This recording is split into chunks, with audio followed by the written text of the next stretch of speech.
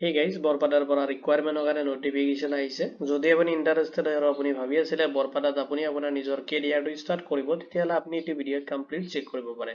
এইটো ৰিকুৱাৰমেণ্টত আপুনি এপ্লাই কৰোঁতে কোনো ধৰণৰ এপ্লিকেশ্যন ফি পে'মেণ্ট কৰিব নালাগে আৰু যিটো চিলেকশ্যন প্ৰচেছ হয় তাতে আপুনি কোনো ধৰণৰ ৰিটেন এক্সামিনেশ্যন দিব নালাগে। যদি আপোনাৰ মাল্টিপল পোষ্টৰ কাৰণে আহিছে নটিফিকেশ্যনটো, যদি এইটো ৰিকুৱাৰমেণ্ট ৰিলেটেড কোনো ধৰণৰ কুৱেশ্যন থাকে আপুনি ভিডিঅ'টোৰ কমেণ্ট ছেকশ্যনত কমেণ্ট কৰি দিব। উইদিন 48 আৱাৰ্ছৰ ভিতৰত আপুনি জব এলাৰ্ট টিমৰ পৰা ৰেছপন্স পাব। তাহক দেৰি নকৰি আজিৰ ভিডিঅ'টো আৰম্ভ কৰোঁ। বৰপেটা চিভিল হস্পিটেল ৰিকুৱাৰমেণ্ট 2026ৰ কাৰণে নটিফিকেশ্যন আহিছে আৰু এইটো ৰিকুৱাৰমেণ্টত আপুনি এপ্লাই কৰোঁতে কোনো ধৰণৰ এপ্লিকেশ্যন ফি পে'মেণ্ট কৰিব নালাগে।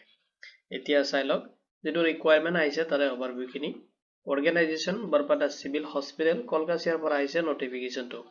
টোটেল পোষ্ট দি আছে, আপুনি এপ্লাই কৰিব পাৰিব 30 পোষ্টৰ কাৰণে।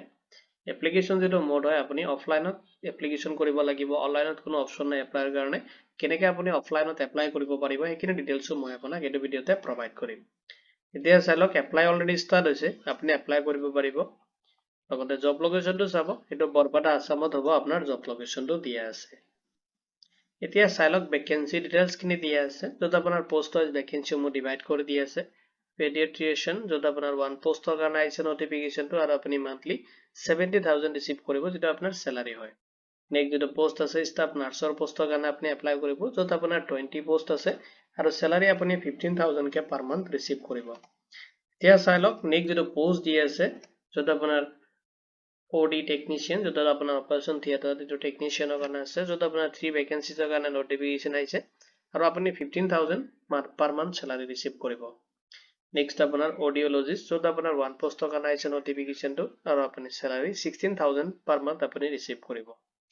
এডমিনিষ্ট্ৰেটিভ এছিষ্টেণ্ট, য'ত আপোনাৰ 1 পোষ্টৰ কাৰণে আহিছে নটিফিকেশ্যনটো আৰু আপুনি 12,000 পাৰ মান্থ আপুনি ৰিচিভ কৰিব চেলাৰী।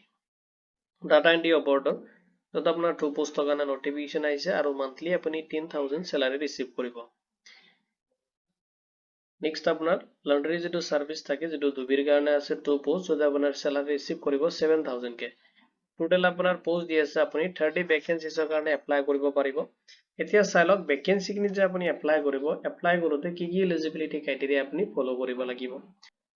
য'ত আপোনাৰ পোষ্ট দি আছে, যদি আপুনি পেডিয়াট্ৰিচিয়ান পোষ্টত এপ্লাই কৰি আছে, তাতে আপোনাৰ কোৱালিফিকেশ্যনটো বিচাৰিছে আপুনি MBBS লগতে আপুনি পোষ্ট গ্ৰেজুৱেট ডিগ্ৰী বা ডিপ্ল'মা কৰিব লাগিব পেডিয়াট্ৰিক্সত।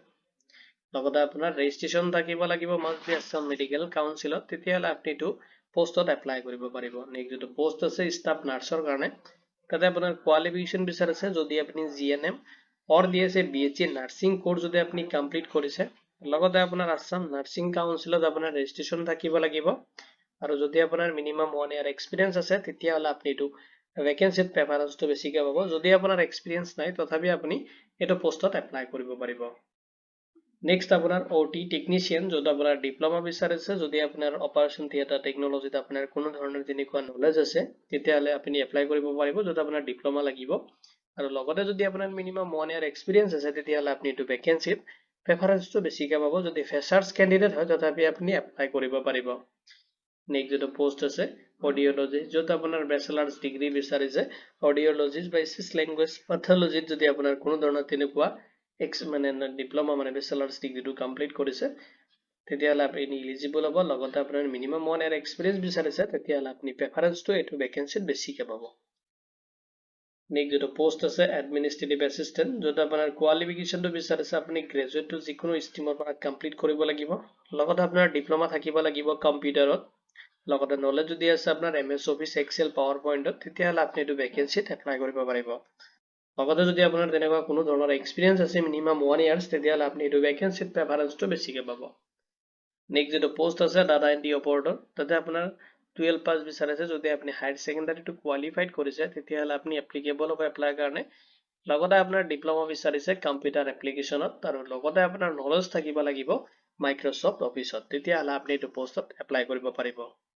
নেক্সট যিটো পোষ্ট আছে লণ্ড্ৰি ছাৰ্ভিচ, য'ত ধুবিৰ কাৰণে দি আছে, যদি আপুনি মিনিমাম ক্লাছ 8 পাছ কৰিছে, তেতিয়াহ'লে আপুনি এইটো ভেকেঞ্চিত এপ্লাই কৰিব পাৰিব। এতিয়া চাই লওক এজ লিমিটটো দিয়া আছে, য'ত আপোনাৰ মিনিমাম এজ বিচাৰিছে 18 years হ'লে আপুনি এপ্লাইৰ কাৰণে ইলিজিবল হ'ব। মেক্সিমাম আপুনি 40 years লৈ কিনে এপ্লাই কৰিব পাৰিব। এতিয়া চাই লওক ভেকেঞ্চিখিনিত আপুনি কেনেকৈ এপ্লাই কৰিব। যদি এপ্লাই প্ৰচেছ দি আছে অলৰেডি আপুনি গমেই পাইছে, অফলাইনত আপুনি এপ্লাই কৰিব লাগিব। যদি আপুনি ইন্ডিয়ান সিটিজেন হয় আৰু এলিজিবিলিটি ক্ৰাইটেৰিয়াটো ফলো কৰি আছে তেতিয়া আপুনি এইটো ভিডিঅ'ৰ ডেসক্ৰিপচনত চাব জব এলাৰ্ট এস্কেপ পৰ্টেলৰ লিংকটো দি আছে তাতে আপুনি ভিজিট কৰি কিনে ষ্টেণ্ডাৰ্ড যেটো এপ্লিকেশন ফৰ্ম হয় আসাম গেজেট পাৰ্ট 9 এইটো আপুনি ডাউনলোড কৰি ল'ব আৰু এইটো আপুনি ফিল আপ কৰি ল'ব যেটো ৰিকুৱাৰমেন্ট ডিটেইলছ কিনে তাতে ফিল আপ কৰি দিব যদি এইটো ফৰ্ম ফিল আপ কৰোতে আপোনাৰ কোনো ধৰণৰ প্ৰবলেম হৈছে দেন আপুনি জব এলাৰ্ট এস্কেপ আই বাটনত মই প্ৰভাইড কৰি দিম লিংকটো আপুনি তাতে চেক কৰিব পাৰিব লগতে আপুনি যদি বিচাৰে জব এলাৰ্ট এস্কেপৰ প্লেলিষ্ট আছে ভিডিও সেকশনত যাই কিনে আপুনি তাতে কেনেকৈ ফৰ্মটো ফিল আপ কৰিব লাগে কমপ্লিট ডিটেইলছ লাগে মই ফৰ্মটো ফিল আপ কৰিছো আপুনি তাতে চেক কৰিব পাৰিব নেক্সট আপুনি এটাচ কৰিব লাগিব লগতে আপুনি তাতে যিখিনি ডকুমেন্টস এটাচ কৰিব তাতে আপুনি সেলফ এটাচ কৰি ল'ব ফাৰ্ষ্টত চাব এডুকেশনাল যিখিনি কোৱালিফিকেশন সাৰ্টিফিকেট আছে মাৰ্কশিট আপুনি তাতে ৰেডি কৰিব এডমিট কাৰ্ড লাগিব লগতে আপোনাৰ যেটো মেডিকেল কাউন্সিলৰ যেটো ৰেজিষ্ট্ৰেচন সাৰ্টিফিকেট হেতু আপুনি তাতে এটাচ কৰিব লাগিব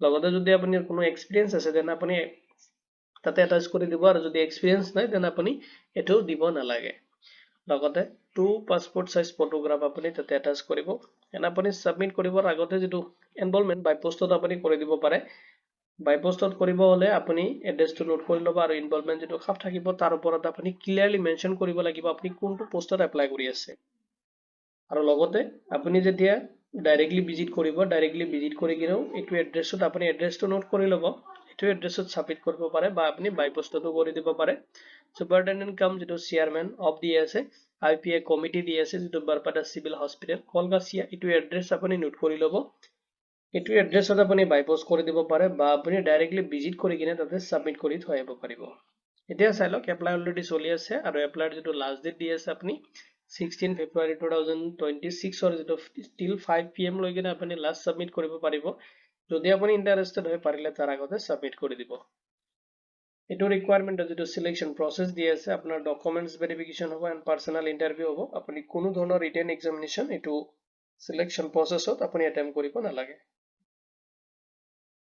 দিয়া চাই লওক ইন্টাৰভিউ ডিটেইলছ খিনি দিয়া আছে ডেট দিয়া আছে আপোনাৰ 20 February 2026 ত ইন্টাৰভিউ হ'ব টাইম টু দি আছে 11 AM ৰ পৰা ষ্টাৰ্ট হ'ব আপুনি যেটো ইন্টাৰভিউ টাইম দি আছে তাৰ আগতে আপুনি ৰিপৰ্ট কৰিব কাৰণ 9:30 মানত আপুনি ৰিপৰ্টিং কৰিব ডকুমেন্টস ভেৰিফিকেশন হ'ব যেহেতু আপোনাৰ তো আপুনি যিমান জলদি পাৰে ইমান সোনকালে গুছি যাব ডকুমেন্টস ভেৰিফিকেশনৰ পিছতহে আপোনাৰ যেটো ইন্টাৰভিউ শিডিউল হয় এখিনি সেট কৰা হ'ব বেনুটো দি আছে বৰপাটা সিভিল হস্পিটেল কলকাছিয়া এটো এড্ৰেছত আপুনি ভিজিট কৰিব লগত আপুনি যেতিয়া ভিজিট কৰিব তাতে ব্ৰিং মানে আপুনি লগত লৈ যাব এপ্লিকেশন ফৰ্মটো যেটো ষ্টেণ্ডাৰ্ড ফৰ্ম আপুনি ফিল আপ কৰিব এটো এপ্লিকেশন ফৰ্ম লগত ল'ব লগত আপোনাৰ অৰিজিনাল যিখিনি ডকুমেন্টস তাতে এটাচ কৰিছিলে এই ডকুমেন্টস ল'ব আধাৰ কাৰ্ড ল'ব এণ্ড ভোটাৰ আইডি আপুনি যিকোনো ID proof and address proof লৈ গ'লেই হ'ল এতিয়া চাই লওক ইম্পৰ্টেন্ট নোটছ খিনি তো এটো জব পিউৰলি আপোনাৰ কন্টেক্সুৱেল হ'ব এটো পাৰ্মানেন্ট নহয় আৰু আপোনাৰ যেটো কন্টেক্ট থাকিব এটো আপোনাৰ যেটো পাৰফৰম্যান্স থাকিব কামৰ পাৰফৰম্যান্সৰ ওপৰত বেছ কৰি কিনে এটো এক্সটেন্ড হ'ব পাৰে আৰু এটা আপুনি কোনো ধৰণৰ ক্লেম কৰিব নোৱাৰে এটো পাৰ্মানেন্ট এপইন্টমেন্ট লেটাৰ লাগে বুলি লগতে আপুনি যদি ইন্টাৰভিউ দিব তাতে ভিজিট কৰিব এটো ইন্টাৰভিউ কাৰণে আপোনাক কোনো ধৰণৰ টিএডিএ প্ৰভাইড কৰা নহব আৰু যদি আপোনাৰ এপ্লিকেশনটো ইনকমপ্লিট থাকে ফিল আপ কৰিছে কিবা মিস্টেক আছে দেন আপোনাৰ এপ্লিকেশনটো ৰিজেক্ট কৰা হ'ব তাকাৰণে আপুনি কেয়াৰফুলি চেক কৰিব আপুনি এপ্লাই কৰাৰ আগতে ফিল আপ কৰি ল'ব ভালকে ইম্পৰ্টেন্স লিংকখিনি মই আপোনাক এই ভিডিওৰ ডেসক্ৰিপচনত প্ৰভাইড কৰি দিম আপুনি যদি চেক কৰিব এটো ৰিকুৱাৰমেন্ট ৰিলেটেড কোনো ধৰণৰ কোৱেশ্চন থাকিলে ভিডিওৰ কমেন্ট সেকশনত কমেন্ট কৰি দিব উইদিন 48 আৱাৰ্ছৰ ভিতৰত আপুনি জব এলাৰ্ট এস্কেপ টিমৰ পৰা ৰেসপন্স পাব ভিডিওটো চোৱাৰ বাবে ধন্যবাদ দি কিনে আজিৰ ভিডিও মই ইমানতে সামৰিছো